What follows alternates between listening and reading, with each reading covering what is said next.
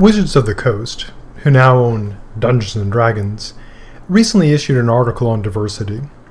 Their response, as one would expect, was divided mostly along ideological lines. In addressing the specific matter, I advanced two general arguments in defense of some of what Wizards has proposed. One is the utilitarian argument stolen from Plato, that harmful aspects of art can harm a person's character and could increase their chances of behaving badly for real. The second is a Kantian-style argument that it doesn't matter whether immoral content causes harm, that is to say the consequences are not essential to the moral assessment. What matters is that the content is inherently immoral. I ended the video noting an obvious concern with my argument. The same exact reasoning would seem to apply to two core aspects of D&D, namely killing and looting. I'll mostly focus on the killing part. As an aside, I'm well aware of the satanic panic D&D faced in the 1980s, having lived through that time and witnessed it. The public argument made against D&D was rather like Plato's argument from corruption, but with a Christian modification that D&D would lead people to Satanism and other occult-like activity. Now, like other panics about Satan and Satanist, this seems to have been debunked long ago. For those who want to refight these battles, I'll leave that to others' address at this point. Now back to killing and theft. Now, using Plato's argument as a template, it's easy enough to argue that violence and looting should be removed from D&D. Engaging in fictional violence and theft could corrupt people and make them more likely to behave badly in real life. I can also obviously reuse the Kantian-style argument. Even if hacking up dragons and looting their hoards had no impact on people morally, allowing such immoral content, killing and stealing, would be immoral. And this would provide a clear argument from analogy. If D&D should be cleansed of racist elements in favor of diversity on moral grounds, then it should also be cleansed of violence and theft on moral grounds. Now, there seem to be two main options as to where this reasoning should take us. The first is to accept the analogy on its face and agree that D&D should also be cleansed of violence and theft. This would obviously radically alter the game, although there are some tales that I've heard of violence-free campaigns where people spend hours and hours talking and never fighting.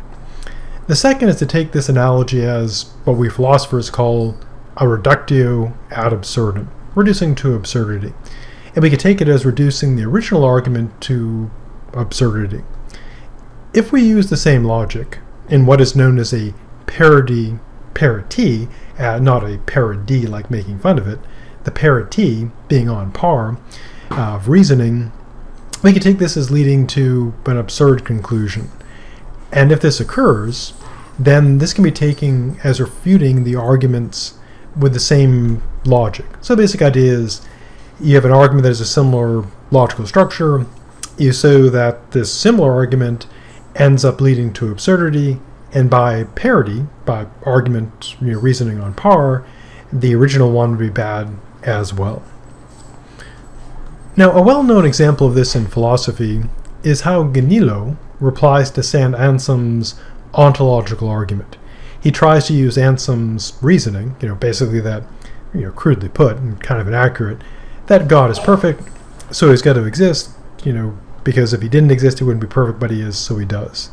And Ganilo reasons by analogy with his perfect island argument, and trying to show that leads to absurdity, so Anselm's ontological argument fails.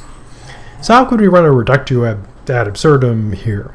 Well, D&D is inherently a game of combat and looting, so it would be absurd to remove these elements.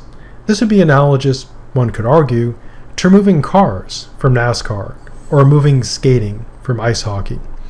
Since the violence argument is reduced to absurdity, the diversity argument, one could conclude, is absurd as well. D&D should remain unchanged, killing, looting, and no diversity changes at all. Now, while this line of reasoning is appealing, it can obviously be challenged. For this reasoning to be good, fictional violence and theft must be analogous to fictional racism, broadly construed, at least within the game. Interestingly, someone agreeing with this reasoning would need to agree that racism, killing, and looting are all bad. They would just hold that these should not be removed from the game. Someone who thinks that racism, killing, and looting are all morally fine would not need to make the absurdity argument. They would just argue that there's no moral reason to remove any of these from the game. So can a person believe that killing, stealing, and racism are bad while consistently supporting diversity on moral grounds while also allowing killing and looting in the game? The answer, I contend, is yes. And of course this has to be supported because, philosophy. So it requires arguing that the analogy between the two, between the fictional violence of D&D and the racism that's being addressed by Wizards of the Coast, that analogy breaks down. The easy and obvious way to do this is to note a relevant difference between racism and killing. While racism seems to always be wrong, there are numerous moral arguments that support the idea of morally acceptable violence. These include such things as Locke's moral argument for self-defense, and centuries of work in what's known as just war theory. In contrast, there seems to be no good forms of racism, or cases in which racism is morally defensible. While someone might use violence for self-defense against a wrongful attack and be morally justified, there seem to be no cases of racism self-defense, that one must use morally acceptable racism to protect oneself against wrongful racism. Likewise, there is no body of ethics that constitutes what you could call just racism theory.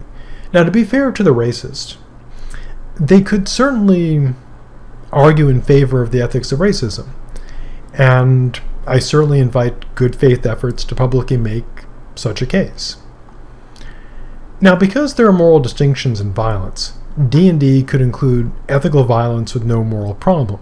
It would not be corrupting, nor would it be inherently evil. In D&D, people typically, more on this later, play heroes doing heroic deeds, fighting evil foes, and looting their foes so they can afford to fund their heroic efforts.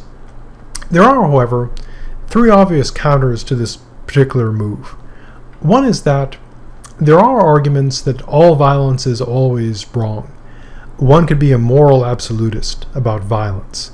If violence is always wrong, then it would thus be wrong to include it in D&D. While not without its problems, pacifism, the idea of rejecting violence, is a seemingly coherent moral view, and would certainly make D&D, in all violent games, morally problematic if it were correct. The second is that people do play non-good and even evil characters in D&D who engage in immoral acts of violence, because they're evil. I've played evil characters myself, my favorite being a delusional anti-paladin deco, playing in the Way of the Wicked Pathfinder campaign. So, similar game, Pathfinder versus D&D. Now, one could argue that playing evil PCs would be immoral. The obvious reply is that if one is playing the role and it is not impacting the person, then there would be no moral problem. No one is being harmed, and the evil deeds are fictional. Now, if someone were to get in their role too much and engage in behavior that did hurt other people, if only with their awful behavior at the gaming table, that would be wrong. Real harm would be done. For example, a player who has their character rape defeated foes and graphically describes every detail to all the other players at the table, laying out all the things they're doing and really glorifying in their fictional deeds, that could actually cause the other players real harm. I'm not saying that they would be physically hurt, but seeing someone behaving in such a terrible manner, could cause people real harm. They would be afraid, if someone's really super getting into it, this person could be a threat, could be a danger. Now, I'm not saying that this is bad because it would be offensive. It would be bad because having someone act in a really horrible manner in this way, in a potentially threatening and seemingly potentially dangerous manner, would cause other people, real suffering. Even if the person, says, "Oh, they're just pretending." And most of us in gaming have encountered people that have done this. We've either seen them doing this themselves, or we've heard, credible stories of people just being horrific at the gaming table, which can be unpleasant and for some people quite scary. Now, a Kantian might disagree about the distinction between fictional and real evil. How so? Well, a Kantian of some stripe might say that to will evil, even in play, would still be evil. The third is that even in games where all the PCs, player characters, are good, or at least not evil, the DM, the Dungeon Master, must take on the role of any evil NPCs and monsters that players interact with and engage in fictional acts of evil violence. So, for example, in a first level adventure, if you're dungeon mastering, you might have to take on the role of a evil goblin that's, slipped into town to, commit murders.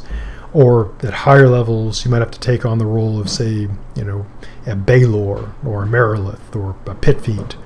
Or take on the role of evil, gods or goddesses like Loth. As such, it would seem rather hard to avoid including unjust violence in D&D. The heroes have to have somebody to fight against, presumably bad people, bad creatures, and these creatures, do bad stuff. To have heroes, you got to have villains. Now, from a utilitarian perspective, this would be morally acceptable if the fictional violence did no real harm, either in terms of corrupting people or inflicting suffering on those involved.